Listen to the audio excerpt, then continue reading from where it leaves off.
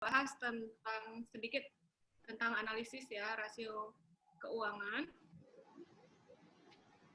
Saya akan share yang ini dulu. Yang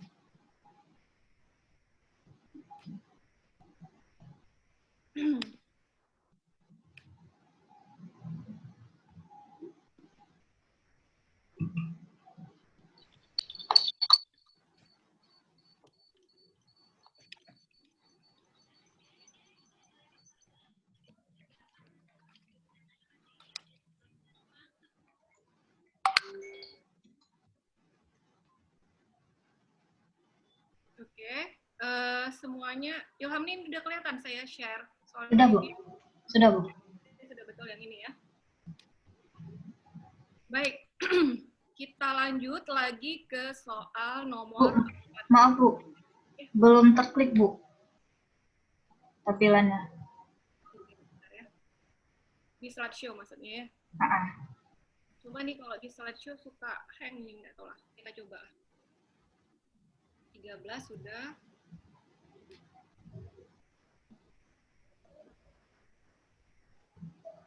Lama ya.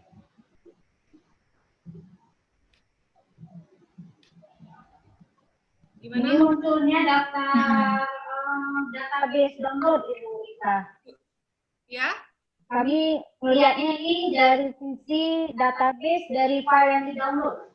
File download. Kayaknya dari Google Drive ini. Ini tampilannya bagaimana, Bu? Nggak kelihatan ya tampilannya?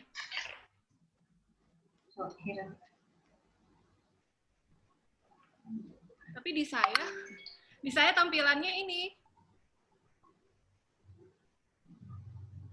Bentar ya. Oke, kayaknya Ilham nih apa saya share aja ya? Boleh juga, Saya Bu. share screen. Ya, saya foto aja. Udah Ilham foto juga. Udah kirim ke kita. Ya, oke. Tampilannya Masih tampilan file download. besok. Ini nggak ada lagi ya? Enggak, ini berat.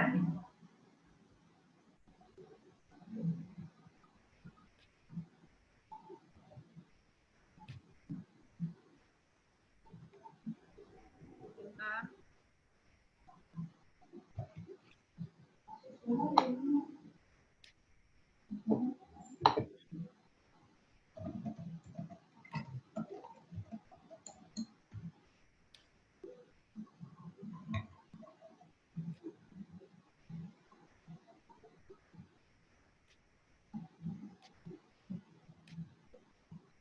Kalau gini bagaimana? Nah, ini udah, Bu.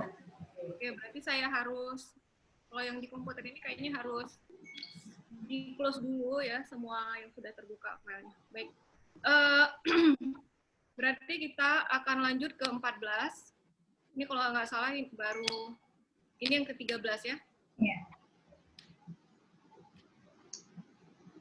Baik, langsung saja. Nah, untuk yang ke-14, kita lihat di soal ini, menyatakan kalau kita lihat dari materinya, ini lebih ke materi yang berhubungan sama liabilitas jangka panjang. Ya. Jadi, kalau kita lihat di poin 14 ini, ya sudah selayaknya jika memang soal reviewnya seperti ini, berarti bisa jadi model nanti soal USKAT-nya akan mengacu juga kepada materi liabilitas jangka panjang. Nah, untuk kasus ini, kita baca dulu, jika harga jual sebuah obligasi sama dengan nilai nominalnya, maka obligasi tersebut dijual pada, nah kita lihat di sini, ya ada beberapa kategori atau ada beberapa pilihan, di mana biasanya pilihan ini memang agak membingungkan kalau sebelumnya kita belum pernah sama sekali membaca materinya. Makanya untuk fokus ke masing-masing ya soal review ini, bisa jadi ketika Anda semua ingin mempersiapkan untuk bisa ujian USKAD, yang perlu dilihat kisi-kisinya. Untuk tiap poin itu dia mengarah ke materi yang mana.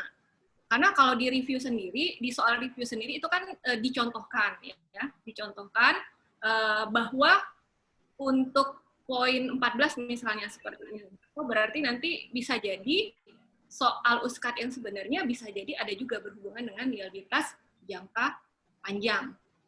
Bisa jadi nggak pure sama persis seperti ini.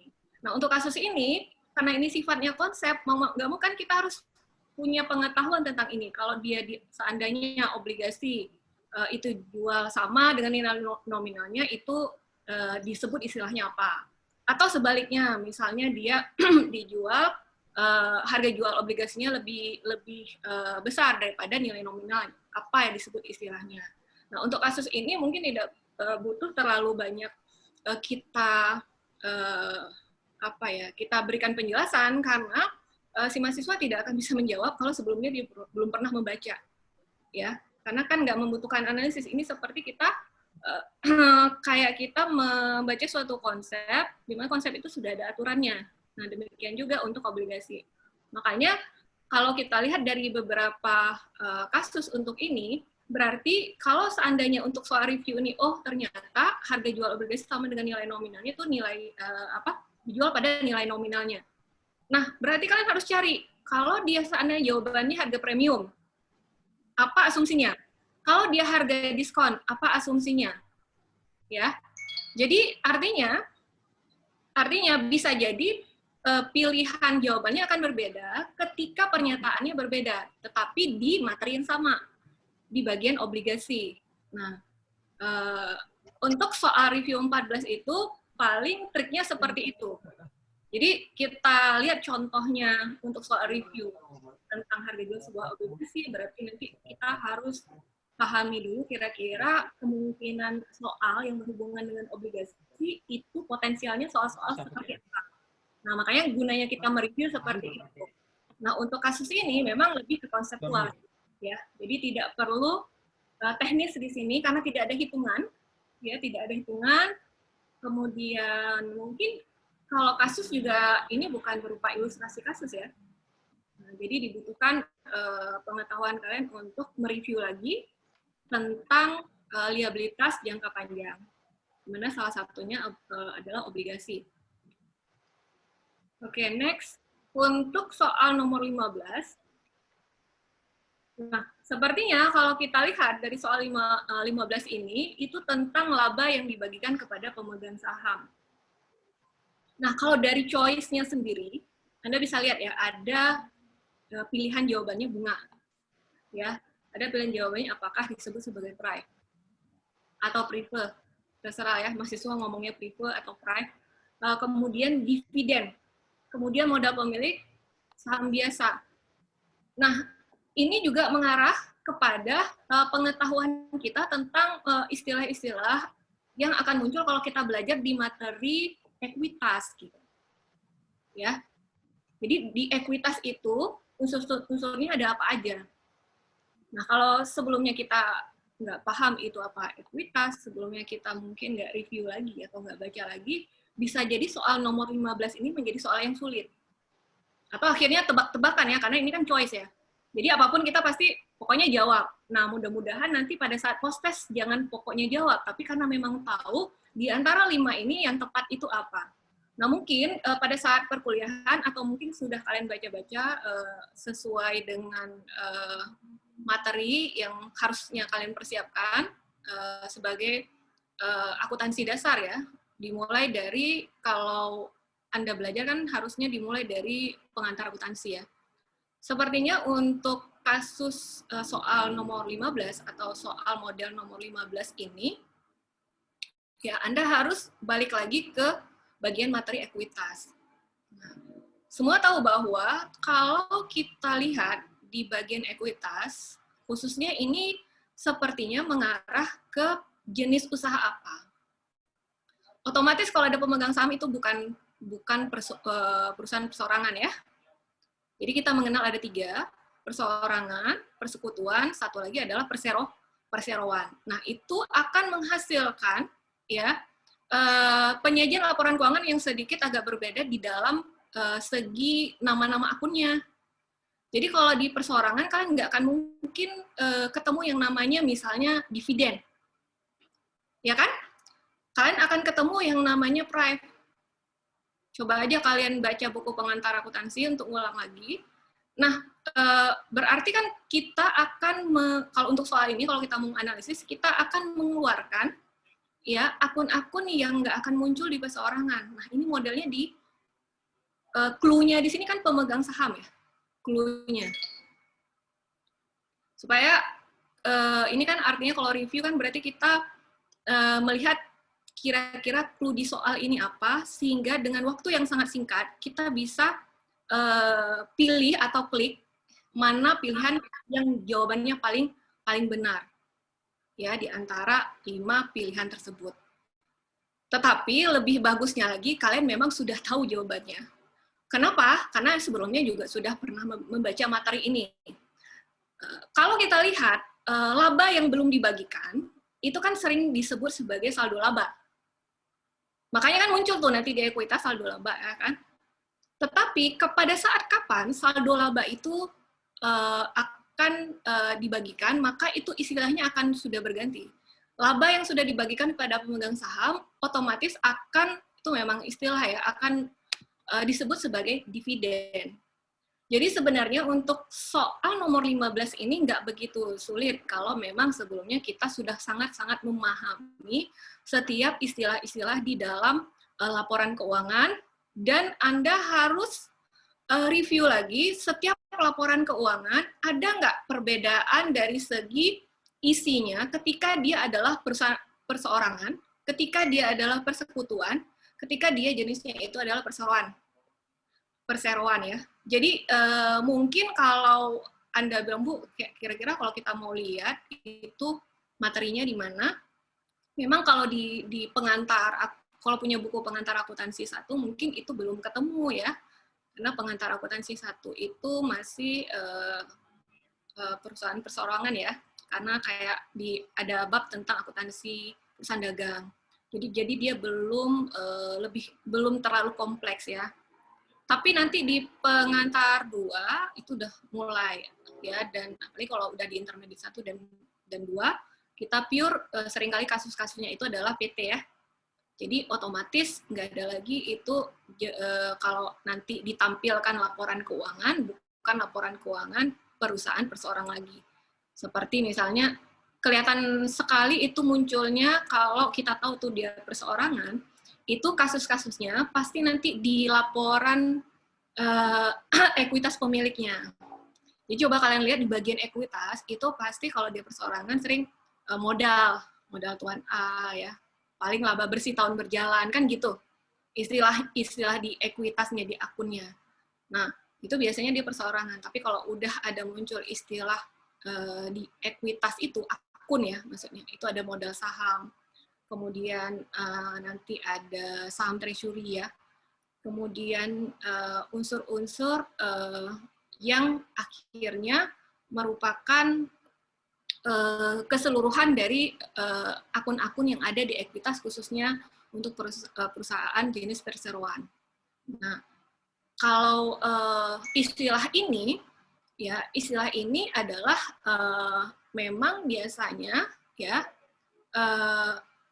nanti secara accounting-nya itu kalau sudah laba dibagikan dividen, itu memang ada akuntansi untuk dividen ini sendiri kalau memang secara teknisnya, di mana ada beberapa tanggal yang harus kalian concern di sana yang berhubungan dengan dividen. Pertama ada namanya pengumuman ya, tanggal pengumuman dividen, ya kan. Kemudian nanti ada tanggal pembayaran dividen.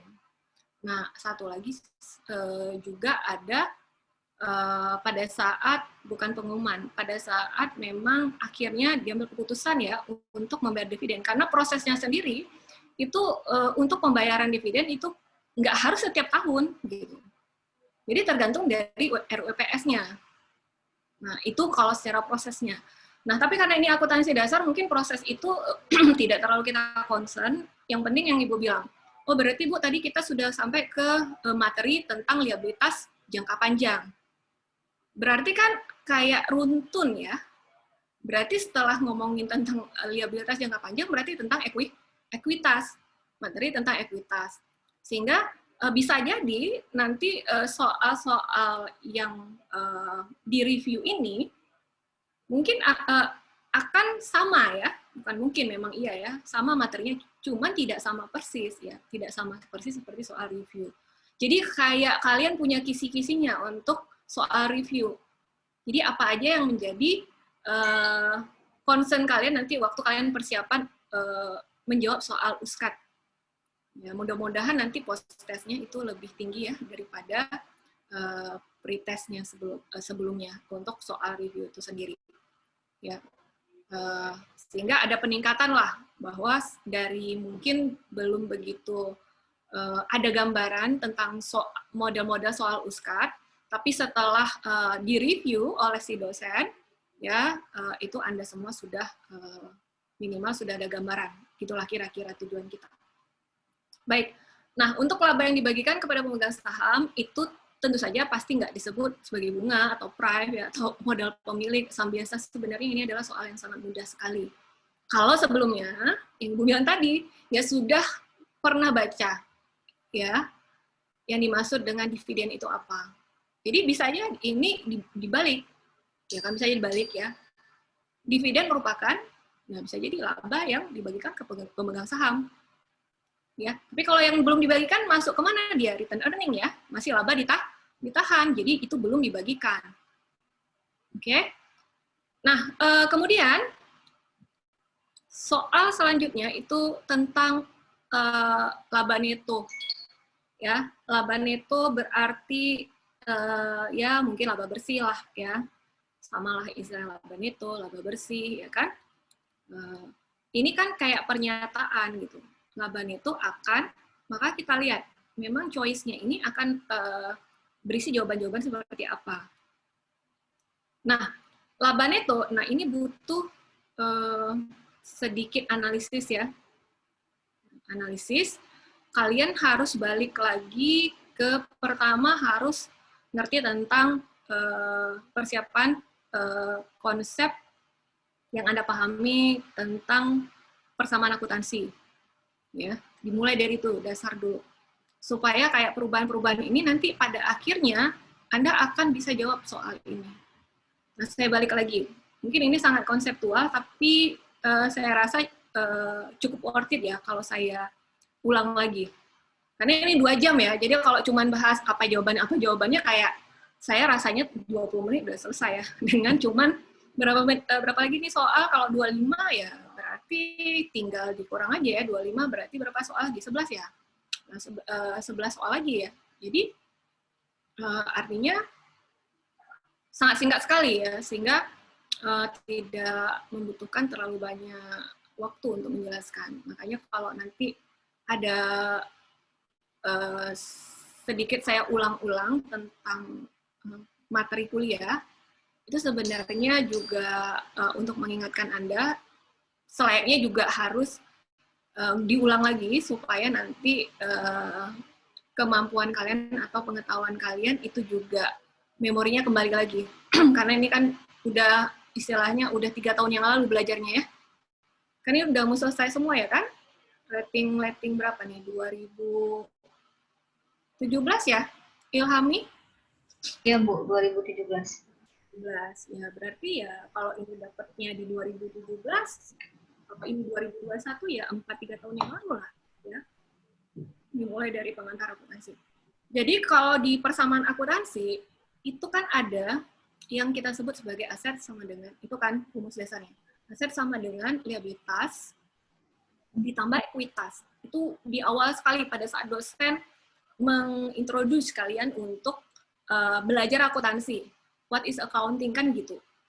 Artinya kayak disamain persepsi nih, anak IPA, IPS, siapapun yang masuk sebagai mahasiswa baru, kalau belajar akuntansi, kita kenalin dulu akuntansi terlepas, mungkin anak IPS udah pernah tahu. Jadi kayak menyamakan persepsi. Makanya dikenalkan kalian tentang akuntansi. Jadi dimulai dari apa itu definisi akuntansi, kemudian siapa sih yang akan menggunakan informasi akuntansi ini gitu. Pihak-pihak mana aja, terus kalian disuruh kelompokkan ya. Kalian suruh dikelompokkan bahwa pihak-pihak yang menggunakan akuntansi ini itu nggak hanya satu pihak, tapi ada dua pihak yang dikelompokkan secara umum gitu ya. Walaupun nanti di pihak-pihak tersebut kita contohkan, misalnya ada pihak internal siapa aja, pihak eksternal siapa aja, dan itu pada akhirnya kita diperkenalkan karir apa sih yang dijanjikan. Kalau kita, bidang kalian kita adalah accounting, itu kayak kita diberi motivasi oleh si dosen untuk, Dek, kalau kalian udah pilih jurusan akuntansi ini loh, jenjang karir yang potensial bisa kalian dapatkan. Jika kalian serius ya, sesuai dengan bidang keahlian, dan banyak sekali mahasiswa mudah-mudahan sampai yang tahap ini nggak berkurang ya motivasinya. Karena kan ini biasanya terakhir-terakhir nih, agak malas karena memang lagi skripsi ya juga ya. Tapi ini saya yakin mudah-mudahan skripsinya juga udah oke, sehingga hanya butuh pendaftaran aja setelah USKAN ini untuk ujian sidangnya. Nah, balik lagi. Berarti kalau kita udah tahu aset sama dengan liabilitas tambah ekuitas, kita akan diajarkan ekuitas itu biasanya dipengaruhi oleh apa? Pendapatan dan beban. Kan pasti muncul seperti itu. Pendapatan akan menambah ekuitas, beban akan mengurangi ekuitas. Makanya kalau kita lihat saldo normal si pendapatan itu mengikuti saldo normal si ekuitas. Kenapa? Karena saldo normalnya dompet ya. Jadi pendapatan bertambah itu di sebelah kredit ya. Berarti kalau si ekuitas itu bertambah di sebelah kredit. Kenapa? Yaitu tadi. Kita lihat dari hasil perpaduan antara pendapatan dan beban, kalau dia lebih besar pendapatan, maka itu terkontribusi ke penambahan ekuitas. Ya kan? Berarti dia mendapatkan laba. Nah, dilihat di sini laba neto. Oke, balik ke sini ya. Artinya kita harus masuk dulu ke sana nih, baru bisa masuk ke sini. Laba neto akan, apakah dia meningkatkan modal? Apakah dia meningkatkan saldo laba? Ini kan semua ekuitas-ekuitas ya. Apakah dia meningkatkan ekuitas? Apakah dia meningkatkan liabilitas? Apakah dia meningkatkan aset? Kan gitu. Oke. Ini kan yang bikin bingung ini kan bukan yang liabilitas, bagian masyarakat akuntansi kayaknya, ya enggak lah ya Bu. Liabilitas itu kan bagian dari, itu adalah kelompok dari kewajiban-kewajiban ya. Kemudian aset juga bukan, ya kan? Pasti nggak ada itu masuk ke lebih ke apa ya, sumber daya dari perusahaan. Tapi kalau laba neto itu kan biasanya dari aktivitas perusahaan akan menghasilkan apa gitu. Nah, artinya pasti kita akan kebingungan dengan apakah meningkatkan modal, apakah meningkatkan saldo laba ya. Nah, jangan-jangan laba neto ada di salah satu istilah yang sama, ya. Apakah dia akan meningkatkan si ekuitas? Nah, kira-kira kita akan menjawab apa di sini? Apakah kita akan menjawab A, meningkatkan modal, ataukah kita akan menjawab meningkatkan saldo laba? Karena ada ada kata-kata laba. Kalau kita nebak ya, ataukah kita akan menjawab meningkatkan ekuitas? Nah, jika yang penasaran sih, mungkin yang DE kita nggak akan ini. Jika penasaran, kita lihat di sini. Nah, tadi kan sudah dikatakan ya, laba yang tidak dibagikan itu kan dia masih di saldo laba. Nah, makanya kenapa di sini nggak langsung dia meningkatkan ekuitas, karena yang meningkatkan ekuitas kan nggak cuma laba neto aja gitu, misalnya agak kurang tepat gitu. Jadi artinya arti mana yang paling tepat di antara tiga? Kalau mungkin D ini kita bisa skip gitu. Nah, itu yang membedakan soal esai sama soal pilihan berganda. kita diminta yang paling tepat.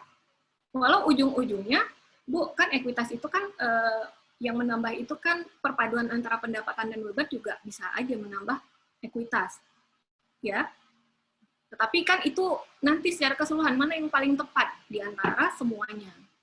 Nah, balik lagi ke sana, bisa jadi nanti soal ini akan kayak di balik-balik ya. Ya. Jadi makanya Ibu bilang, kuatkan di persamaan akuntansi kalian yang 5 unsur itu.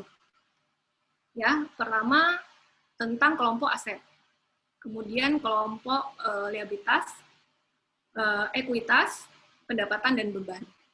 Nah, nanti kalau seandainya dibuat variasi soal, yang mungkin agak tricky, sengaja agak dijebak, di mana memang semua pilihan itu seolah-olah semua benar gitu. Ya kan, seolah-olah semua benar gitu. Kan semua mempengaruhi, memang betul, karena laporan keuangan kan dia memang related ya. Pasti saling mempengaruhi, karena angka-angkanya itu akan dipakai di laporan selanjutnya. Misalnya kayak kalian belajar accounting cycle, dimulai dari, kalau ditanya secara manual, kalau jenis-jenis laporan keuangan, mungkin pasti posisi paling nomor 1 kita bilang laporan posisi keuangan. Baru laporan laba rugi ya. Tapi kalau ditanya tahapannya, tahapan penyusunannya kan dimulai dari laporan laba rugi dulu. Nah, nanti informasi di laporan laba rugi itu menjadi informasi nanti, entah dia rugi atau laba, itu akan mempengaruhi laporan selanjutnya. Nah, yang paling gampang perseorangan misalnya laporan perubahan ekuitasnya atau ekuitas pemilik. Berarti kalau dia nanti laba, Bu, akan menambah ya modal yang sebelumnya, modal awalnya, ya ditambah dengan laba bersih tahun berjalan. Berarti laba bersih tahun berjalan ketemunya dari mana nih angkanya? Pasti dari laporan sebelumnya. Nah, setelah itu kalau memang tidak ada prime dan apapun, atau tidak ada investasi tambahan, berarti kita langsung udah dapatkan modal akhirnya. Nah, modal akhir ini yang akan kita jadikan sebagai modal yang akan kita sajikan di laporan posisi keuangan atau neraca. Ya, bukan modal awal lagi. Nah, kalau ketiga laporan ini sudah bisa kita buat, kita baru bisa nyusun laporan arus kas. Nah, semua kan udah tahu laporan arus kas itu dia nggak given langsung ada di buku besar saldo-saldonya ya kan? Itu agak sedikit butuh analisis. Pertama, kita harus membandingkan laporan laba rugi. Ya, laporan laba rugi antar periode dulu supaya nanti kelihatan mana yang harus kita keluarkan yang bukan kas ya. Karena kita tahu dengan konsep accrual basis kan nggak harus semua yang kas baru kita catat. Ya, sementara di laporan arus kas yang betul-betul arus kas masuk dan arus kas keluar yang harus kita sajikan. Nah, ini yang saya katakan mungkin yang agak sulit itu waktu menyusun laporan arus kas. Ya, bukan Anda saja sebagai mahasiswa, sebagai praktisi juga, apapun lah mungkin yang udah bekerja ya, di bagian accounting, untuk membuat laporan arus kas ini ya butuh mereka training lagi untuk betul-betul bisa menyusun laporan arus kas, yang sampai salah persepsinya bahwa oh semua angka-angka di laporan arus kas itu sama kayak kita nyusun laporan sebelumnya ya, kayak pasti ada di akun langsung dapat buku besarnya kita bisa telusuri. Enggak, karena ada selain memang harus perbandingan antar laporan yang sumber informasinya di laporan laba rugi dan juga laporan posisi keuangan atau neraca, ada informasi-informasi lainnya. Ya, poin ketiga itu yang harus diketahui bagi siapapun yang menyusun laporan arus kas. Berarti kan bukan informasi yang kayak kita bisa dapat informasi buku besar tentang saldo kas, itu sebagai dasar aja nanti. Seharusnya laporan arus kas, hasilnya itu, kas terakhirnya itu harus sama dengan yang ada di laporan posisi keuangan. Nah, kalau nggak sama, itu kayak kontrolnya, berarti laporan arus kas kita salah. Kenapa bisa selisih, nggak sama dengan apa yang dinyatakan di laporan posisi keuangan pada per tanggal tahun berjalan tersebut. Ya, baik. Kemudian, nah kayaknya ini ya nomor 17, Ibu lihat, itu sama seperti yang sebelumnya Ibu jelaskan ya, bahwa sepertinya persamaan akuntansi ini memang betul-betul walaupun terlihat sepele, tetapi terkadang kalau kita udah berada di tahun keempat, ini suka kayak diabaikan ya, jadi kayak lupa gitu ya. Sebenarnya kalau paham rumusnya ini nggak begitu sulit sih untuk soal nomor 17, walaupun ini adalah soal hitungan. Kalau nggak salah saya nanti kalau memang ujian diperbolehkan untuk menggunakan kalkulator. Nah, insya Allah sih angka-angkanya nggak, nanti angka-angka di soal-soal ujian itu biasanya nggak begitu jelimet ya, artinya nggak begitu perlu berpikir terlalu keras. Kalau kita nggak punya kalkulator, ini nggak punya kalkulator, saya rasa juga udah bisa kita ketahui berapa jawaban dari nilai aset si perusahaan tersebut. Ya, kita lihat di sini nomor 17. Saldo total ekuitas perusahaan 540 juta. Ini kan angka bulat semua ya. Kemudian saldo total utang 220 juta. Nah, untuk soal ini kita cuma diminta berapakah nilai aset si perusahaan tersebut. Nah, balik lagi yang Ibu bilang tadi, ini kan clue-nya mengarah ke materi tentang accounting equation ya, atau persamaan akuntansi. Ya, ada aset, ada ekuitas, ada utang. Jadi kalau mau langsung kita jawab, ini tinggal keahlian matematik kita. Entah kita hitung secara kita berpikir, nggak perlu alat bantu, karena angkanya bulat-bulat, atau kita tinggal tekan kalkulator aja.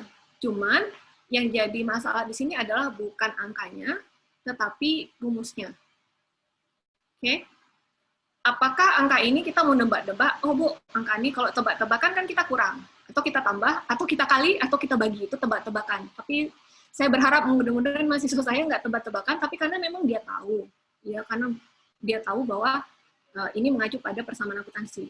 Balik lagi kalau persamaan akuntansi tadi, aset sama dengan liabilitas tambah ekuitas. Nah, kalau yang diketahui adalah ekuitas, kalau yang diketahui adalah utang, maka aset kan paling gampang ya, kalau kita masukkan ke rumus tadi. Otomatis nih berapa? Tinggal kita lihat, apakah di soal ini menampilkan, ada sebagian yang menampilkan perhitungannya, mungkin ada sebagian langsung angka. Jadi tergantung nanti karakter si soal, pilihan ya, pilihan dari si soal kalau untuk hitungan. Ada mungkin sebagian soal langsung angka ujungnya, ada sebagian yang membantu dengan membuat rumusnya. Nah, kalau kita nggak punya kalkulator, kalau model soalnya seperti ini, triknya adalah, kalau kita udah sebelumnya udah tahu rumusnya, maka kita tinggal lihat format rumus. Apakah betul kalau kita mau cari aset, itu harus ditambah ekuitas dan utang? Atau apakah betul kalau kita mau mencari aset, harus dikurang ekuitas dengan utang? Atau apakah betul kalau kita mau mencari aset, kita harus kurangkan dulu, baru dan kita kali 2. Nah gitu ya. Ini intinya kayak kita nggak mau cari kalkulator. Jadi kita nggak peduli angka ujungnya gitu misalnya. Ya, berarti kita harus punya kemampuan untuk mengingat lagi rumus dari si mencari aset, kalau yang diketahui adalah ekuitas dan utang. Dan soal ini sangat gampang. Malah kalau mau dibuat lebih kompleks, maka dia nggak akan tulis langsung ekuitas. Mungkin dia akan sajikan akun-akun yang ada di ekuitas. Misalnya modal, terus mungkin dia sajikan juga pendapatan ya, dia sajikan juga beban gitu ya. Kemudian ini untuk yang persamaan ya, untuk model soal yang mengacu pada persamaan akuntansi. Kalau kalian lihat di buku pengantar akuntansi 1 kan seperti itu. Kemudian kalau yang di utang, dia masukkan mungkin akun hutang bank ya, atau hutang usaha gitu ya kan. Nah, bisa jadi nggak angka bulat kayak gini.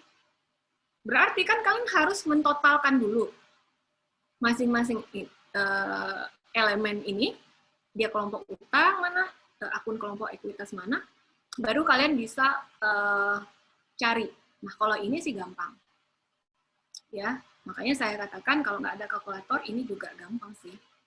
Ya, Karena dari rumusnya aja udah terlihat, kayaknya yang kali 2 ini nggak mungkin. 540 kali 2 nggak mungkin. Kalau kurang bagi 2 nggak mungkin, karena ini kan kayak persamaan dia. Ya. Paling agak ragunya di AB ya, dikurang atau ditambah gitu. Nah, jatuh-jatuhnya, kalau yang nebak nih pasti terserah tebakannya.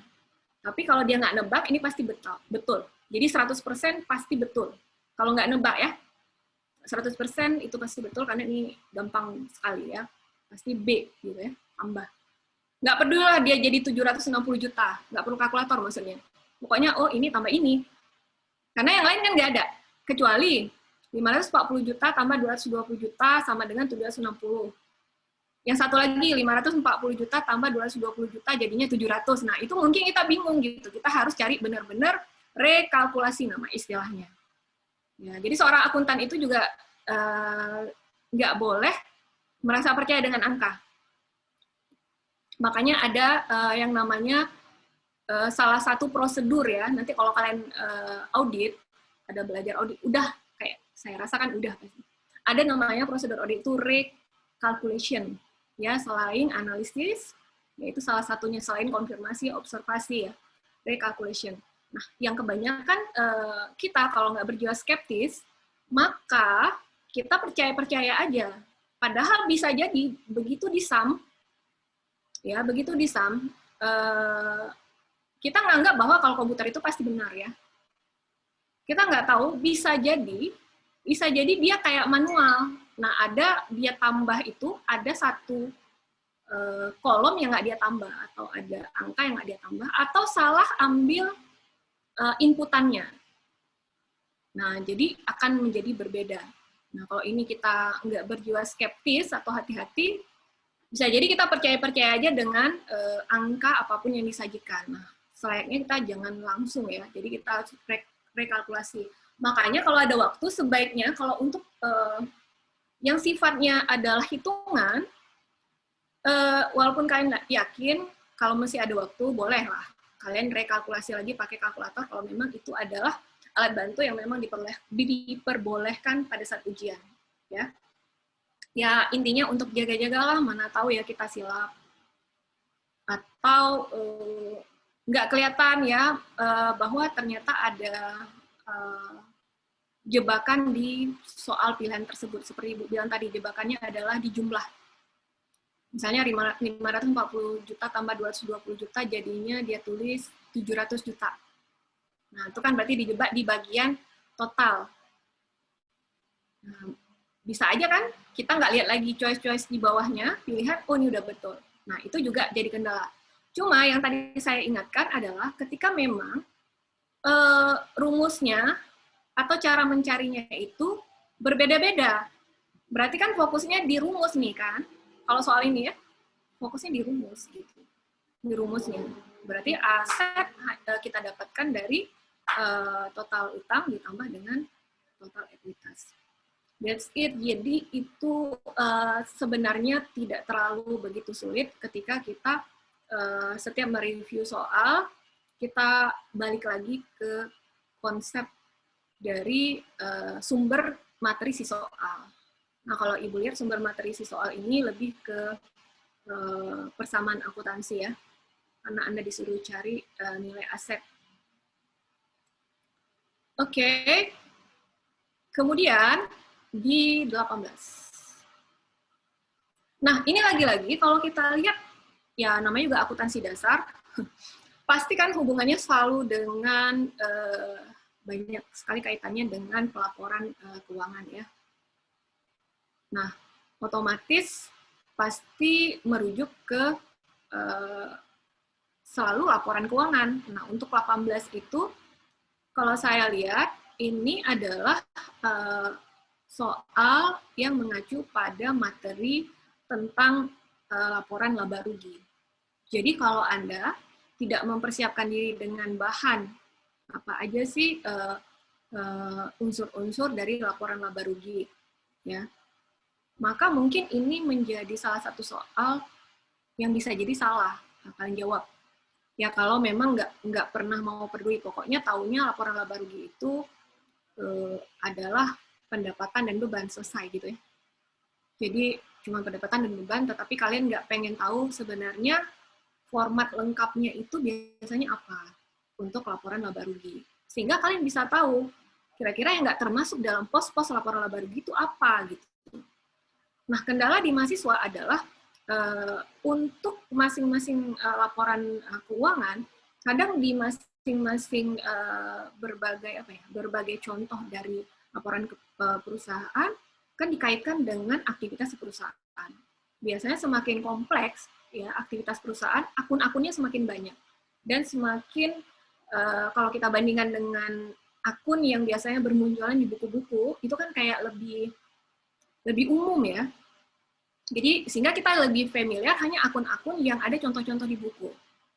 Nah, sementara akun-akun yang biasanya akan muncul di real perusahaan-perusahaan yang aktivitasnya sudah kompleks, misalnya di perusahaan-perusahaan yang go public, ya, di mana dia sahamnya sudah beredar di publik.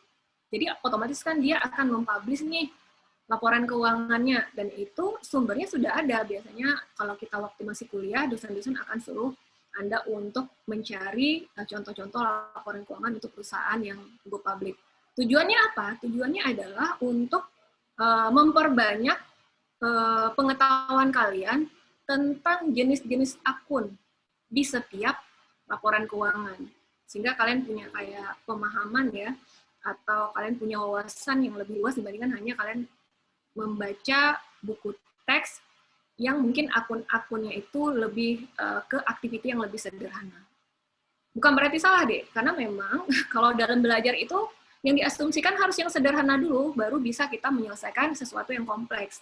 Jangan sampai kita ngajarin yang kompleks dulu, ya, sehingga akan sulit ya untuk orang yang baru belajar memahami karena langsung yang kompleks. Ya, sehingga di pengantar akuntansi masih diberikan dulu ya jenis-jenis usaha yang mungkin lebih sederhana kayak perusahaan-perusahaan perseorangan, makanya akun-akunnya lebih sederhana.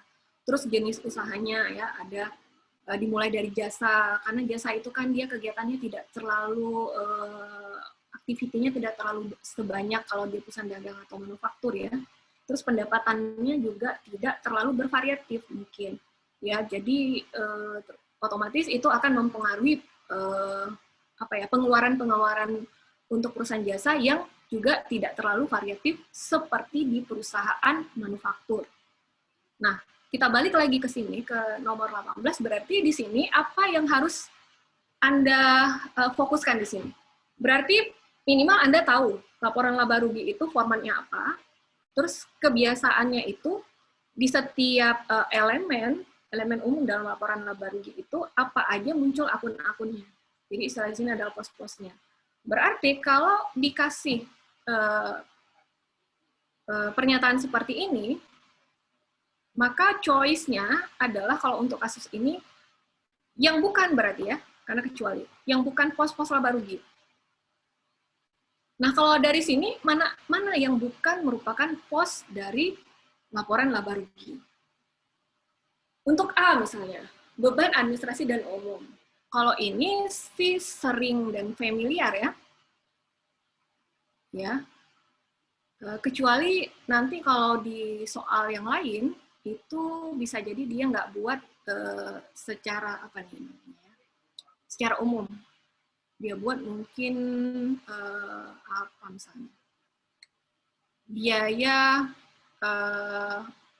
yang masih harus dibayar misalnya. Apakah masuk kelompok pos laba rugi misalnya. Depannya sama-sama biaya gitu. Kalau di sini beban pokok penjualan ini juga udah termasuk yang nggak perlu kita pertimbangkan. Itu kayak otomatis tuh harus ada di laporan laba rugi gitu. Pasti ini merupakan pos laporan laba rugi. Kayak beban ADM juga demikian. Nah mungkin di laba dari operasi kelihatan aja ya ada depannya udah laba dari operasi. Kalau ada yang mau ini jadikan sebagai jawaban tebakan, ini juga kayak udah terjawab ya kayaknya mungkin ini gitu. Nah mungkin yang BC ini agak tricky juga. Kalau C pendapatan penjualan kita sering langsung bisa jawab, ini pasti ada di laporan laba rugi. Nah, bagaimana kalau di pendapatan diterima di muka? Kalau kita menganggap bahwa ini adalah merupakan jenis pendapatan, maka kita akan mengatakan ini juga merupakan pendapatan gitu. Dan masuk laba rugi, sehingga kita akan kebingungan, nah, ini kecuali kayaknya semua jawaban benar gitu. Nah, triknya adalah kalau Anda punya pengetahuan tentang akun-akun yang ada di setiap elemen dari laporan keuangan, ini soal nggak jadi masalah. Karena soal menjebak ini terlalu, bagi kita yang udah tahu mungkin akan terlalu sangat mudah ya. Karena pasti kita akan memilih B ya. Nah, ini sangat mudah karena apa? Karena dari nama akunnya aja itu bukan merupakan kelompok pendapatan. Pendapatan diterima di muka itu merupakan kelompok dari liabilitas. Ya, karena kalau kita lihat, gini, kita balik lagi. Biasanya pendapatan diterima di muka itu muncul akun ini akibat ada pendapatan yang kita terima tapi kita belum merealisasi ya hasil dari apa yang harus kita berikan. Misalnya gini, kita udah terima uang nih, misalnya saya udah terima uang, saya memberikan jasa nih, ya saya memberikan jasa, tetapi jasa itu akan saya berikan nanti, belum terjadi jasa tersebut, belum diterima lah, belum dirasakan manfaatnya gitulah oleh siapapun klien saya.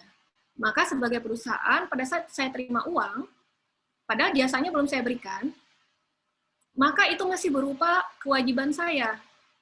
Sehingga istilah akunnya itu adalah pendapatan diterima di muka, bukan hutang jasa gitu. Oke?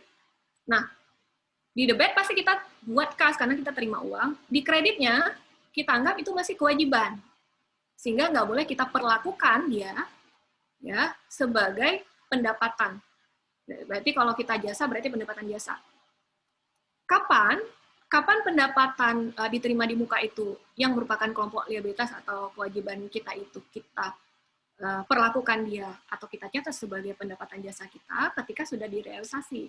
Maka biasanya nanti ada penyesuaian ya, di mana pendapatan diterima di muka akan kita debit supaya tidak muncul lagi dan kita akan mengkredit pendapatan penjualan. Oke. Nah, itu cikal bakalnya kenapa muncul pendapatan diterima di muka. Ya mudah-mudahan buat yang agak-agak lupa ya, kenapa ada muncul akun pendapatan diterima di muka. Sama halnya seperti piutang. Piutang itu kan muncul akibat ada transaksi ya, transaksi penjualan khusus untuk piutang dagang atau usaha ya, adanya penjualan secara kredit. Sepanjang dia ya tidak ada penjualan secara kredit, maka tidak akan muncul yang namanya piutang dagang atau piutang usaha. Nah, piutang itu muncul akibat adanya penjualan secara kredit. Nah, masalahnya adalah di dalam akuntansi yang disarankan kepada kita adalah menggunakan sistem accrual basis. Jadi nggak sistem cash basis. Kalau sistem cash basis itu nggak sesuai ya dengan prinsip akuntansi yang berlaku umum. Jadi kalau kita standar akuntansi keuangan. Jadi yang disarankan itu adalah kita menganut sistem accrual basis. Artinya, walaupun belum diterima uangnya, kalau dia sudah mempengaruhi posisi keuangan atau hasil usaha kita gitu ya kan, supaya kita bisa menjurnal, maka nggak ada masalah uangnya belum kita terima. Oke, seperti contohnya tadi, kita melakukan penjualan secara kredit. Misal tadi ya, ini karena berhubungan dengan pendapatan, sekaligus saja saya ingatkan atau saya review. Jadi bisa jadi penjualan itu secara kredit itu muncul, ya, memunculkan piutang dagang atau piutang usaha kita. Sehingga jurnal umumnya ya standar ya, ketika terjadi penjualan kredit tadi apa? Piutang dagang pada pendapatan penjualan, ya. Nanti kalau lunas, baru tinggal kita hapus piutang dagangnya, kita baru dapat kas. Jadi nggak ada masalah. Kalau itu sudah direalisasi dan dirasakan manfaatnya, kita sudah boleh mengakui itu sebagai pendapatan penjualan kita di periode yang bersangkutan, ya, sepanjang walaupun uangnya belum kita terima. Nah, efeknya ke bisnis adalah itu pertama, kalau kita melakukan penjualan secara kredit, itu ada resiko tidak tertagih. Nah, ini udah masuk nanti di akuntansi untuk piutang, ya, khusus untuk piutang tidak tertagih. Kira-kira metode apa yang disarankan oleh prinsip akuntansi yang berlaku umum, ya, oleh SAK. Nah, semuanya kita sudah tahu bahwa kita lebih disarankan untuk menggunakan metode penyisihan. Artinya, jangan sampai kita hanya mengakuinya kalau benar-benar tidak tertagih, atau misalnya klien kita bangkrut, atau meninggal dunia, dan tidak ada ahli waris yang bisa kita mintai, ya, pertanggungjawaban, gitu. Jadi, betul-betul secara kebijakan perusahaan, oke, kita hapus. Nah, itu akan mempengaruhi apa? Mempengaruhi tidak tersajinya laporan keuangan sesuai dengan periode yang bersangkutan. Misal, transaksinya terjadi di tahun 2020. Oke. Kemudian, sebelumnya kita nggak mengadakan yang namanya penyisihan terhadap piutang tak tertagih, ya. Biasanya kan penyisihan piutang tak tertagih kita akui itu, atau kita buat itu pada saat kita membuat laporan keuangan, berarti di bagian jurnal penyesuaian, ya, sama seperti kita mengakui beban penyusutan, kan pada saat kita ingin membuat laporan keuangan. Soalnya kan udah lazimnya, ya, laporan keuangan itu harus disajikan sesuai dengan kondisi yang sebenarnya. Berarti kalau laporan posisi keuangan harus per 31 Desember kalau dia annual. Kalau dia semesteran berarti per 30 Juni. Atau kalau dia mau buat per bulan berarti per tergantung bulannya. Misalnya Januari per 31 Januari. Jadi ya tergantung periodenya. Yang kebiasaan kan annual. Nah, makanya laporan keuangan pembahasannya itu sebenarnya keseluruhan, ya, dari akuntansi dasar. Nah, sehingga yang pendapatan diterima di muka yang balik lagi ke 18 tadi, nomor 18 ini adalah bukan sesuatu yang sulit ketika kita kayak flashback lagi ke yang sebelum-sebelumnya, itu kayak related, ya, ketika kita belajar tentang laporan laba rugi, otomatis kita jadi tahu apa yang nggak akan muncul di laporan laba rugi. Sehingga yang kecuali ini akan bisa terjawab secara benar. Karena kita udah tahu, pasti pendapatan diterima di muka tidak akan muncul di pos laporan laba rugi. Di mana munculnya? Pasti dia munculnya di bagian liabilitas. Karena dia adalah kelompok dari kewajiban atau kelompok liabilitas. Pendapatan diterima di muka. Oke. Kemudian, sudah 1 jam, ya. Memang kok Bu Nita ngomong, saya kok nggak terasa. Kata Pak Fazli kayak gitu, aduh. Setengah jam lagi. Sebentar lagi, ya. Mudah-mudahan yang lain nggak sambil-sambil ini, ya, sambil-sambil chatting makawannya gitu, ya kan.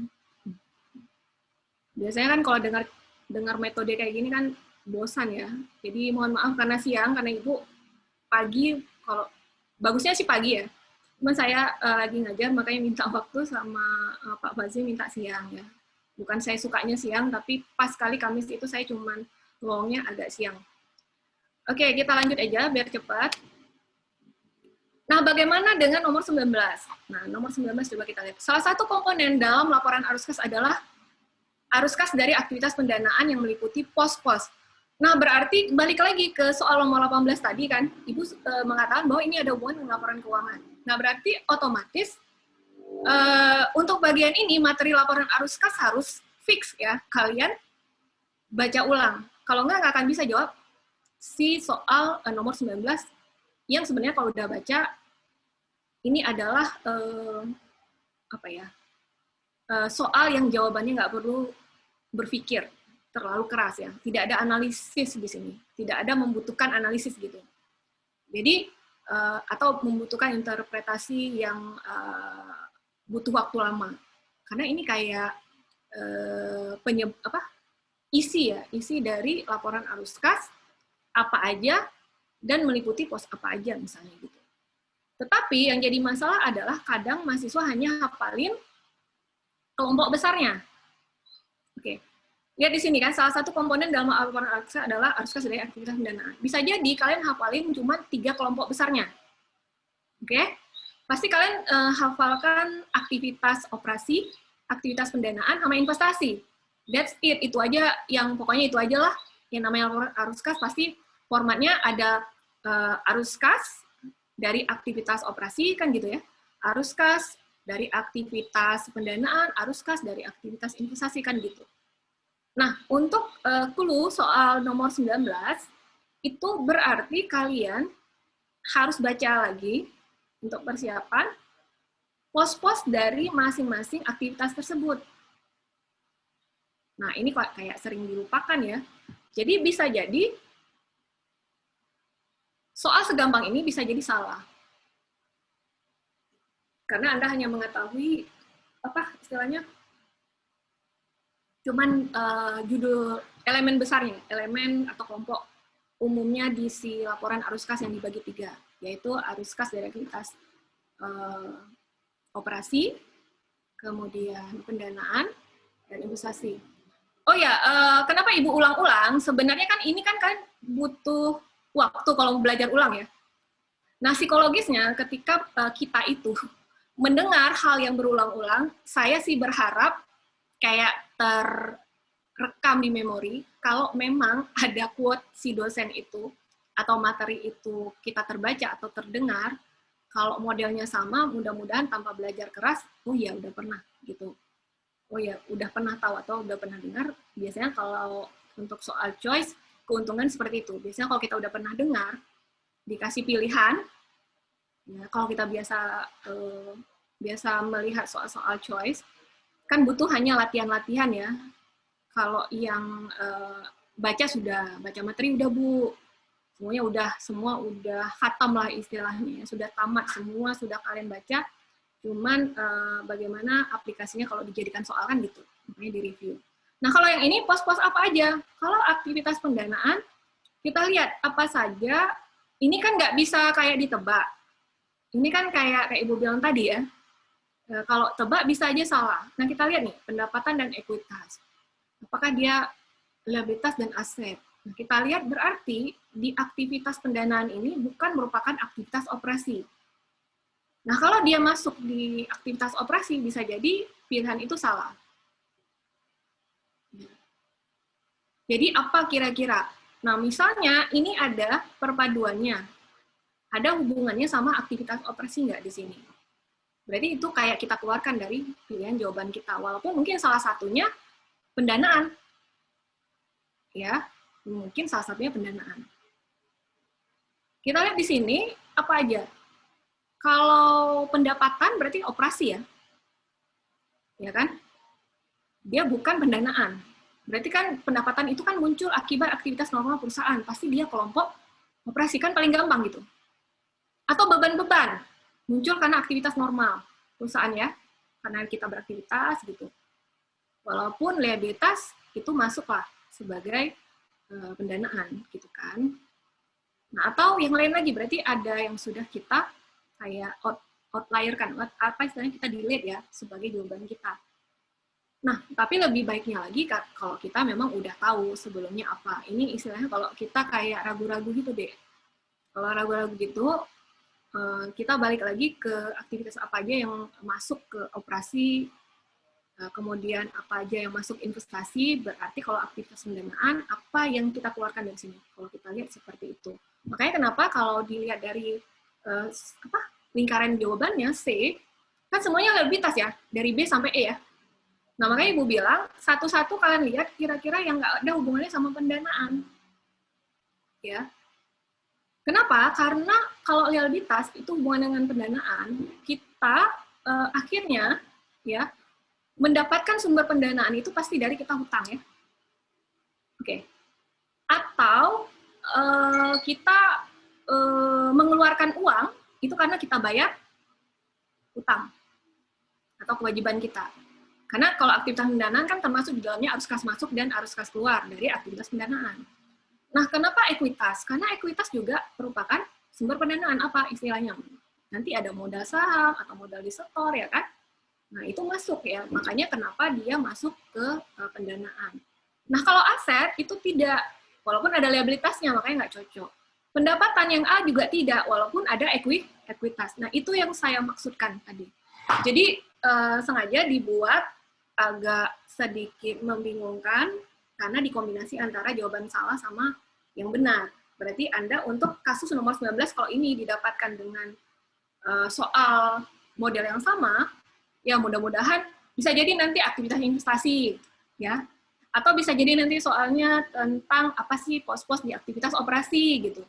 Berarti persiapannya adalah di laporan arus kas, selain 3 elemen yang harus kalian fokus, apa sih pos-posnya di dalam elemen itu? Karena memang kalau untuk soal CUES, nggak mungkin disuruh menyusun laporan arus kas, nggak sempat kan? Kecuali estai. Berarti pasti kita kayak berpikir sendiri nih kira-kira soal modelnya kayak apa kalau ada hubungannya dengan laporan arus kas atau case atau kasus ya. Pasti jarang sekali yang kita harus menyusun dari A sampai Z itu laporan arus kas. Ya, karena memang soalnya choice. Oke. 20. Laporan yang disusun setelah laporan laba rugi. Aduh, ini gampang banget, Dek. Kalau kamu nggak bisa jawab, udahlah. Antara akuntansi satunya, duanya perlu dipertanyakan. Apa karena kasih sayang dosen yang sangat besar kepada si mahasiswa, ya kan? Sehingga nggak bisa pun, atau faktor rezeki ya. Ini kayaknya nggak perlu Ibu bahas ya. Kalau nggak bisa, udahlah, nggak tahu. Yang penting di poin ini apa yang harus kita concern? Siklus akuntansi ya, dalam tahapan pelaporan. Karena di siklus akuntansi kan ada proses akuntansi ya. Proses akuntansi ada 2 dia di tahapannya, tahapan pencatatan sama tahapan pelaporan. Ya, tahapan pencatatan itu dari mulai kita menganalisis transaksi sampai neraca saldo. Ya, neraca saldo. Kemudian kita persiapan untuk tahapan pelaporan dimulai dari kita menyusun worksheet ya. Kalau manual ya, kertas kerja lah gitu. Sehingga sampai ke kita bisa menyusun laporan keuangan. Jadi kalau untuk kasus nomor 20 berarti di tahapan pelaporan di mana kita menyusun dimulai dari mana. Nah, di sini laporan yang disusun setelah laporan laba rugi. Semua kelihatan benar, cuma untuk kasus ini, mana yang paling lengkap dan paling update istilahnya. Istilah nama laporannya. Gitu ya. Jadi, apa istilahnya? Kalau yang C, itu salah karena ujungnya salah ya. Entitas. Kan sama nih, laporan perubahan entitas sama laporan perubahan ekuitas, depannya sama. Kalau yang E, ya, itu harusnya, kalaupun mau dijadikan istilah lain, itu laporan ekuitas pemilik, bukan saham. Itu tidak familiar ya, maka dia salah. Kadang-kadang kan ada yang, apa istilahnya, yang mengatakan, bukan laporan ekuitas, saham kayaknya benar. Enggak, laporan ekuitas pemilik. Ya, makanya bukan saham dia. Nanti kalau kalian lihat terjemahannya, buku terjemahannya. Atau ada yang tulis juga laporan perubahan ekuitas. Intinya ini yang mana? Kalau yang A itu agak kurang agak kurang lengkap. Kalau yang B, ya itu kebiasaannya laporan perubahan modal. Kalau memang mau ini dijadikan sebagai jawaban, tapi kan salah. Laporan perubahan pemilik kita nggak pernah mendapatkan istilah ini ya. Kemudian laporan perubahan entitas juga tidak. Makanya yang paling tepat itu adalah laporan perubahan ekuitas. Oke? Atau LPE ya, sering disingkat seperti itu. Nah, nomor 21 ini juga sama ya adik-adik. Jadi kalian harus paham tentang minimal jenis-jenis laporan keuangan. Kenapa minimal? Karena jenis-jenis laporan keuangan nggak cuma 5 lagi ya sekarang. Ya, coba ya minimal yang 5 ini yang konsep dasarnya ya. Jadi laporan posisi keuangan, laporan laba rugi komprehensif, laporan perubahan ekuitas, laporan arus kas, dan ini kalau nggak bisa bagaimana ini ya? Kayaknya kuliah lagi nih kalau nggak bisa jawab yang ini, Bu. Kok ini ya kebanyakan, nanti kan kita lihat kira-kira soal nomor berapa atau soal yang mana yang paling banyak salah gitu ya kan. Nah, ternyata soal nomor 21 ini paling banyak salah ya, padahal ini nggak membutuhkan analisis ya. Jadi cuma butuh apakah kalian masih ingat jenis-jenis laporan keuangan. Nah, di sini A, laporan direktur, B, catatan atas laporan keuangan, C, laporan ringkasan keuangan, kan mirip-mirip nih. D, catatan atas isi laporan keuangan, E, catatan atas analisis keuangan. Nah, kalau udah tahu istilah dari laporan keuangan, maka kalian nggak akan memilih C atau A. Kenapa? Karena kadang-kadang ada yang nebak, kalau memang nggak tahu sama sekali, dia nebak pasti depannya laporan juga. Itu ciri-ciri orang nebak, ya. Tapi tebakannya salah karena nggak mendasar. Oke. Ciri-ciri orang nebak, kan depannya tuh laporan keuangan. Ya. Terus isinya laporan, kan depannya laporan posisi keuangan, depannya laporan, ya kan? Laporan laba rugi komprehensif, depannya laporan. Laporan perubahan ekuitas, depannya laporan. Laporan arus kas, depannya. Dan berarti secara psikologis kalau orang nebak dia akan cari yang laporan juga, A atau C. Nah, kalau itu yang didapatkan atau itu yang jadi judgement Anda, maka akan salah. Berarti memang Anda tidak pernah tahu ada berapa jenis laporan keuangan lengkap. Minimalnya itu 5 ini, ya. Maka A dan C itu akan salah. Nah, paling kalau yang udah tahu pasti ada catatan depannya, Bu. Seingat saya catatan. Nah, pasti dia akan kebingungan dengan B, D, dan E. Tapi kalau dia udah biasa dengan istilah kadang-kadang dosen suka bilang CALK, ya gitu kan, CALK. Dia akan bingung di B dan D. Apa ya, karena sering dengarnya CALK, dia akan bingung ini. Kalau ini mungkin nggak akan bingung, karena kalau kita singkat dia CAAK, nggak mungkin ini. Mungkin ini, ILK gitu ya, kalau memang mau nebak lagi ya. Nah, isi ini tidak menjadi kata-kata yang kita singkat. Jadi kalau kita CAILK, nggak pernah dengar gitu. Nah, pasti kita akan jawab B, catatan atas laporan keuangan. Itu kalau nebak-nebak, Mas Ibu. Tapi mudah-mudahan untuk soal yang model 21, model kayak 21 itu jangan tebak ya. Nah, ini yang mungkin agak-agak sedikit teknik ya, karena di sini kita sudah mulai sudah mulai masuk ke analisis rasio keuangan ya. Kebanyakan sih karena nggak hafal rumus sih menurut Ibu kalau masalah di sini ya. Jadi untuk setiap rasio keuangan baik itu nanti likuiditas, kemudian solvabilitas, profitabilitas, ada 4 ya, satu lagi aktivitas. Itu coba Anda balik lagi ya ke teorinya di analisa laporan keuangan. Nah, makanya di sini butuh ngapalin rumus sih sebenarnya. Misalnya gini, jika total aset cepat, perusahaan sebesar 300 juta, total liabilitas lancar sebesar 200 juta, maka quick ratio-nya berapa? Nah, kalau kita hafal rumus, maka ini nggak ada masalah. Ya, kita langsung bisa menjawab soal dari nomor 22 ini. Ya, kalau dari sini kan kayaknya jelimet banget ya, ada beberapa rumus, tapi sebenarnya rumusnya dia sangat sederhana sekali ya. Makanya kenapa jawabannya jadi B. Dan kalau yang lain itu nggak jadi pertimbangan kita kalau kita udah hafal rumusnya, kalau menurut Ibu.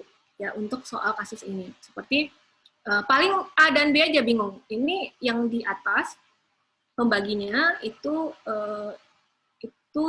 pembilang dan penyebut lah ya, kalau kita jadikan dia pecahan. Atau ini bagian atas dibagi dengan mana gitu. Jadi kalau paling salahnya itu kebalik. Seharusnya 300 dibagi 200 juta dibalik. Jadi 200 bagi 300 juta. Itu akan menghasilkan jawaban A, yang jawaban itu adalah salah. Kemudian kemampuan perusahaan untuk membayar anak ini harus paham dulu atau tahu dulu apa masing-masing dari definisi si rasio. Likuiditas itu apa, solvabilitas itu apa, profitabilitas itu apa, aktivitas itu apa. Kalau kreativitas, kalau kita udah sering baca tentang analisis laporan keuangan, kayaknya memang tidak ada pernah rasio kreativitas ya. Itu hanya kayak membuyarkan konsentrasi kalian. Pokoknya as-as semua gitu. Kalau untuk kasus soal ini. Jadi kemampuan perusahaan untuk membayar liabilitasnya disebut, nah lihat dulu ya masing-masing dari definisi dari si rasio ini. Karena biasanya yang salah itu antara dua. Kalau profitabilitas itu kan sering sekali rasio-rasionya itu berhubungan dengan laba ya, profit. Jadi rasio-rasio yang disarankan untuk dipakai untuk menggunakan rasio profitabilitas.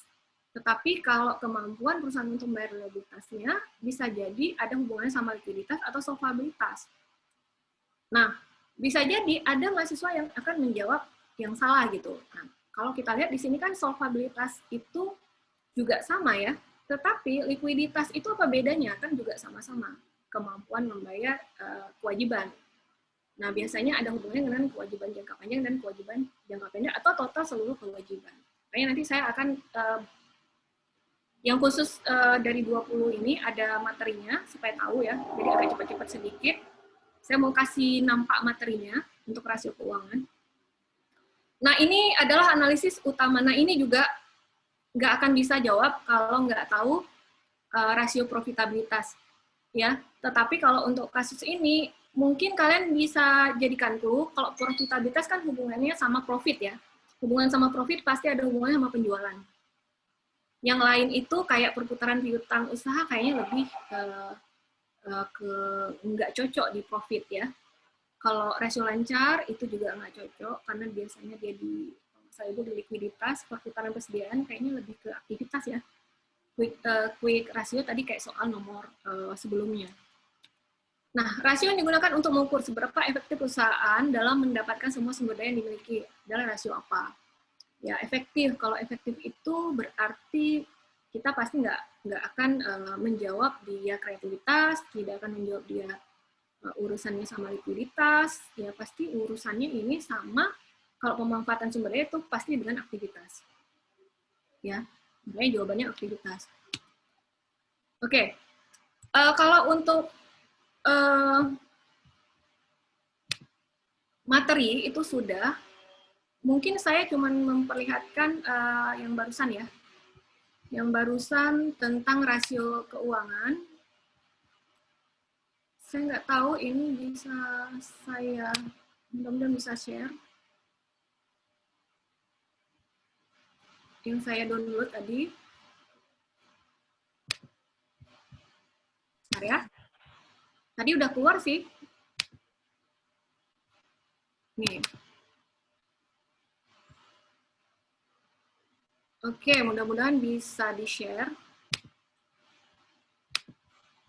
Maksudnya kelihatan ya, kok di-share bisa, tadi takutnya nggak kelihatan.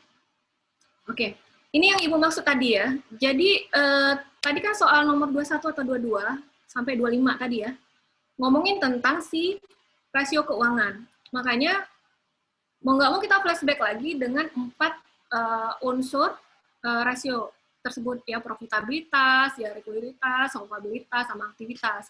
Nah, karena dibagi menjadi 4, maka kita harus lihat kira-kira definisi masing-masing ini mengarah kemana gitu. Nah, kalau profit, ini secara cepat ya, karena ini waktunya udah singkat. Kalau profitabilitas, ingat, di sini clue-nya adalah menunjukkan kemampuan perusahaan menghasilkan keuntungan atau laba. Makanya nanti dia, rasio-rasionya berhubungan sama laba. Ya kan? Atau penjualan, atau growth gitu ya. Pertumbuhan penjualan. Nah, pasti ada di sana. Profitabilitas. Nah, kebiasaannya itu diukur dengan seperti contoh-contoh ini, ya. Bisa jadi dengan gross profit margin, ya. Bisa jadi dengan NPM, ya. Oke. Kemudian bisa jadi dengan ROA, karena berhubungan sama keuntungan kan, return on asset. Bisa jadi dia berhubungan dengan return karena berhubungan dengan keuntungan terhadap investment ya. Nah, atau ROE ya. Oke. Itu juga bisa kita hitung ya rasionya dengan menggunakan rumus ROS. Berarti kita harus punya data penjualan ya untuk bisa menghasilkan rasio ya, rasio pengembalian penjualan atau return on sales ratio. Mohon maaf Ibu nggak dikte lagi, jadi kalian bisa lihat karena takut kelamaan ya mendikte ini. Ini cuma tampilan aja. Oke, ROCE banyak nih. Dan yang sering sekali kita dengar juga yang hubungannya sama saham. Berarti itu masuk ke profitabilitas ya, rasio profitabilitas karena earning per share ya. Oke, dibagi dengan jumlah saham yang beredar, EPS. Nah, kemudian ada yang nomor 2, namanya rasio yang kedua, maksud Ibu ya. Itu likuiditas. Nah, itu lebih ke, tadi Ibu bilang kan, kewajiban. Nah, itu akan membedakan dengan solvabilitas. Kalau likuiditas itu kemampuan perusahaan memenuhi kewajiban jangka pendeknya. Oke, makanya kenapa jawaban tadi tidak, Bu, kenapa solvabilitas, Bu? Kan sama-sama kemampuan untuk membayar hutang gitu ya. Nah, bedanya kalau likuiditas itu hutang jangka pendek. Oke? Nanti mana tahu nanti ada soal yang di trik seperti itu, maksudnya kayak dijebak gitu ya kan. Jadi kita bisa salah karena sama-sama untuk memenuhi atau kemampuan perusahaan untuk bisa membayar, ya, membayar kewajiban. Tapi kalau likuiditas itu lebih ke kewajiban jangka pendeknya, makanya biasanya mereka akan menghitung dengan menggunakan rasio current ratio. Makanya yang dibagi itu adalah total kewajiban lancar untuk current ratio ya. Berarti kan kewajiban untuk kemampuan ya, bagaimana aset bisa ya aset tersebut bisa menutupi si kewajiban lancar. Seharusnya kalau mau bagus itu semakin besar semakin bagus rasionya ya. Berarti aset lancarnya semakin mumpuni untuk bisa membayar kewajiban lancar. Kewajiban lancar itu apa? Kewajiban yang kurang dari 1 tahun harus kita bayar ya. Berarti dia jatuh tempo kurang dari 1 tahun. Bayangkan kalau kita tidak ada aset lancar, gimana kita bisa, ya aset lancar kita sedikit. Apalagi kas kita pada saat jatuh tempo itu nggak bisa menyicil lah si hutang bank kita. Nah itu kan bermasalah ya bagi kinerja keuangan perusahaan. Karena ini kan ukuran-ukuran dari kinerja perusahaan. Jadi kalau mau kita jadikan ini ilustrasi soal, maka current ratio itu yang bagus itu apa? Semakin besar atau semakin kecil? Otomatis kan kita akan menjual semakin besar lah, Bu. Pasti kalau total asetnya 2, kewajiban lancarnya 1, kan 2/1 gitu ya. Nah, itu 1 ya. 2/1 kok 1. 2/1 adalah 2 gitu ya kan. Tapi beda sama kalau 1/2. Itu 0,5 ya. Ya kan? Berarti masa sih aset, bisa nggak aset 1 itu bisa ini biar gampang hitungannya, bisa memenuhi atau mampu nggak dia membayar kewajiban lancarnya. Jadi kalau asetnya sedikit ya tidak akan mampu ya membayar kewajiban lancar yang akan segera jatuh tempo. Nah, demikian juga yang lain. Yang sering-sering itu kan pasti current ratio, quick ratio yang tadi ya. Kemudian rasio kas ya. Nah, ini mungkin agak kurang familiar, tapi ini termasuk di rasio likuiditas. Nah, solvabilitas, yang tadi jawaban yang soal tadi, ya kemampuan untuk memenuhi semua kewajibannya, baik jangka pendek dan jangka panjang. Balik lagi ke soal yang tadi, di sana kan cuman bilang hutang, nggak ada menyatakan kemampuan membayar hutang jangka pendek. Makanya dia jawabannya adalah solvabilitas. Karena solvabilitas adalah kemampuan perusahaan untuk memenuhi semua kewajibannya, baik jangka panjang maupun jangka pendek, ketika perusahaan itu dilikuidasi. Nah, biasanya itu terdapat 2 rasio, jadi tergantung kepentingannya nih, untuk mengukur rasio keuangan. Nah, salah satunya dengan rasio solvabilitas. Walaupun sama-sama kayak nggak ada bedanya antara likuiditas sama solvabilitas, sama-sama kemampuan untuk membayar hutang gitu ya. Bedanya yang di sana tadi, jangka panjang dan pendek untuk solvabilitas, kalau si likuiditas kewajiban lancar aja. Nah, ini adalah rasio-rasio yang biasa digunakan. Ada debt to asset ratio, ya, atau debt ratio, sering dikenal seperti itu. Kemudian ada DER, sering sekali dibilang DER, atau debt to equity ratio. Nah, mungkin ini yang sering digunakan. Makanya kenapa kita mungkin nggak terbahas semua ya. Ibu ada beberapa yang bisa sampaikan, ya ini saja dulu. Mudah-mudahan bisa ada relatednya ya untuk ujian USKA nanti. Waktu memang modelnya itu adalah soal-soal yang harus dijawab jika punya pengetahuan tentang rasio keuangan. Ya. Yang terakhir adalah rasio aktivitas. Rasio aktivitas itu lebih ke aktivitas, makanya kenapa di sini yang dijadikan highlight-nya adalah efektif. Tadi kan ada kalau masih ingat soal review yang tadi, kan ada tuh seberapa efektif ya. Nah, kalau nanti ada soal yang tentang aktivitas, ya berarti aktivitas normal perusahaan itu apa? Pasti jual beli ya. Kalau dia penjualan berarti ada timbul yang namanya piutang atau aktivitas, entah itu bisa jadi bukan hanya piutang penjualan, yang sifatnya itu adalah untuk mengukur seberapa baik ya, seberapa efektif dalam dia mengelola piutang misalnya. Makanya kenapa salah satu rasio aktivitas adalah rasio perputaran piutang. Jangan sampai piutang itu nggak lunas. Ya, kebanyakan piutang terus nggak lunas. Gimana kita bisa beroperasi ya, uang kita tidak ada karena tidak ada pelunasan piutang. Nah, ini kenapa berguna? Karena kalau kita lihat di sini, yang bagus itu adalah perputarannya itu semakin tinggi.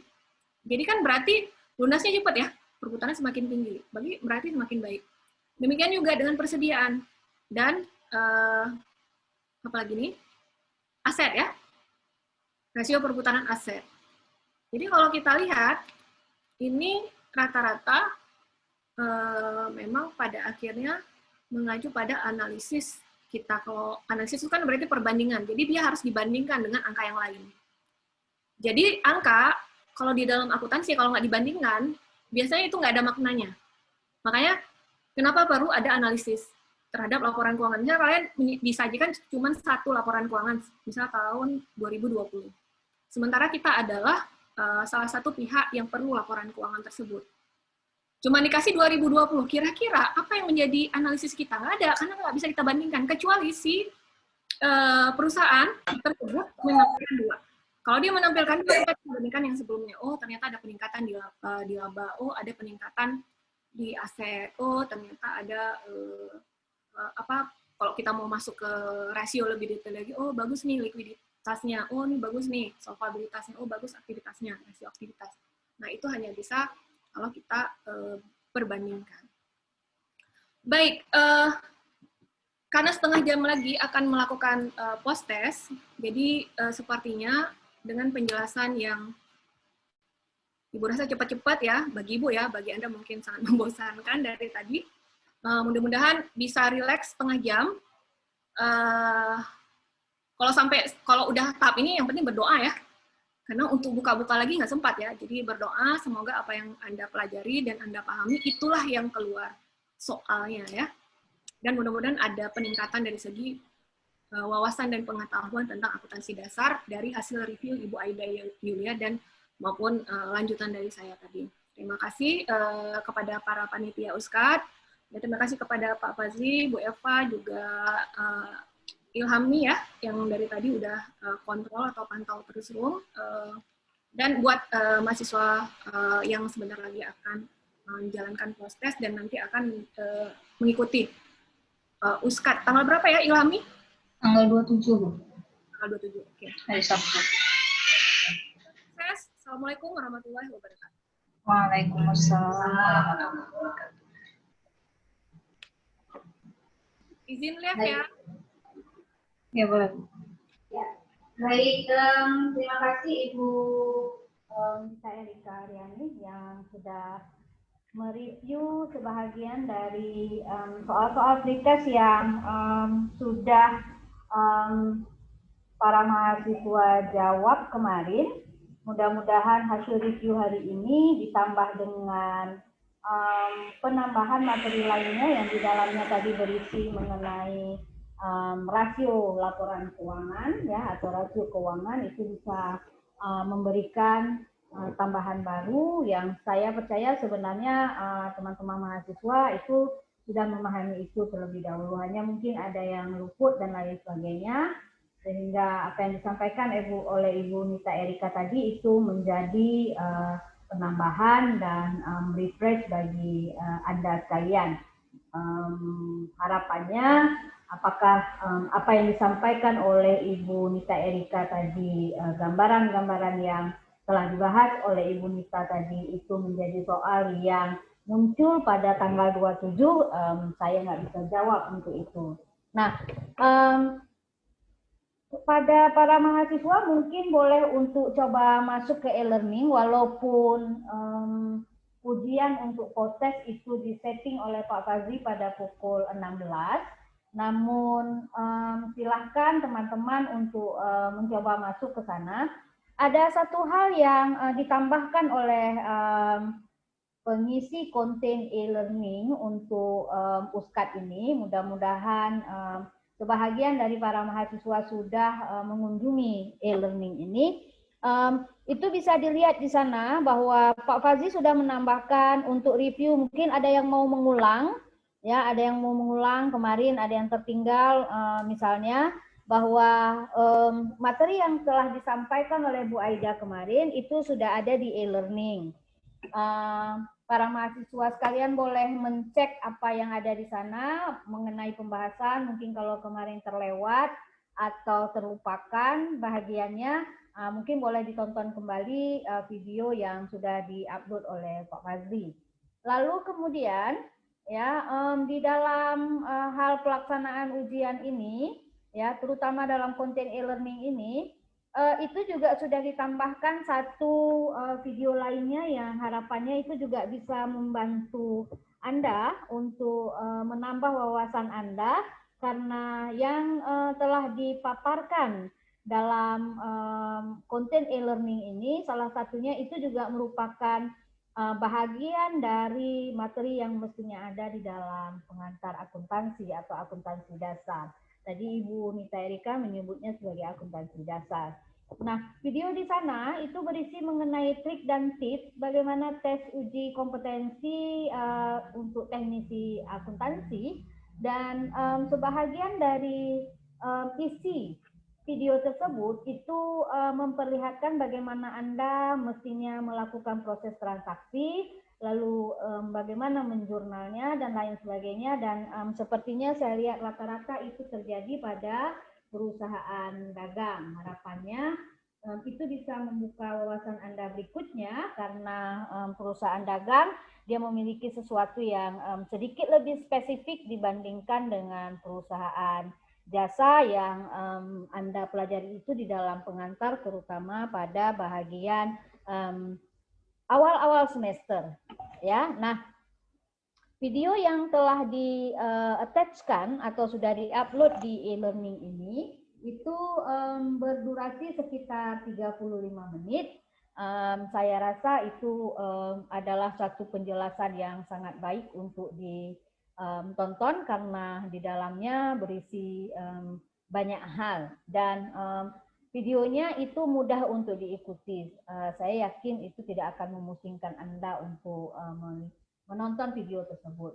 Nah, mohon untuk dipastikan kalau Anda bisa masuk ke dalam e-learning untuk proses post-test. Proses ini akan menjadi satu review bagi kami selaku pelaksana ujian USKAD angkatan kelima ini. Review akan kita lakukan terhadap post-test ini, apakah post-test ini menunjukkan hasil yang lebih baik, terutama setelah melakukan review 2 hari. Dan hasil post-test ini itu juga akan memberikan penggambaran sampai di mana batas kepada kapasitas dan kompetensi yang sudah dimiliki sebelum Anda mengikuti ujian pada hari Sabtu yang akan datang. Nah, perlu kami sampaikan juga, mungkin dalam waktu dekat kita akan melakukan monitoring terhadap pelaksanaan USKAD ini kepada semua peserta USKAD yang sudah pernah terlibat. Mungkin dalam angkatan ini Anda adalah angkatan kelima, namun kita sudah punya 4 angkatan sebelumnya yang itu alhamdulillah sebahagian besarnya, 90%-nya itu sudah selesai dan sudah lulus. Jadi posisinya adalah sebagai alumni. Jadi kami dirasa perlu untuk melakukan evaluasi atas pelaksanaan USKAD ini, apakah mengenai konten, artinya materi yang diberikan, atau juga mengenai reviewernya, artinya kepada tim yang membahas soal-soal dan juga soal-soal yang diberikan. Sudah barang tentu kami akan berkoordinasi dengan IAI Pusat, terutama dalam rangka untuk memastikan bahwa standar yang dimiliki oleh IAI Pusat itu mencukupi untuk melakukan ujian sertifikasi dalam tahap ujian sertifikasi pada level dasar, yaitu akuntansi dasar. Oke, baik. Sambil menunggu waktu untuk masuk ke USKAD, untuk proses, silakan Anda masuk ke e-learning. Tolong kabari saya dan Ilhami bila Anda punya masalah untuk masuk ke e-learning. Saya pantau di sini jumlah peserta Zoom itu ada 41, artinya Ibu Nita Erika sudah keluar dari Zoom ini, maka kalau dikurangi 2 berarti 39 ya.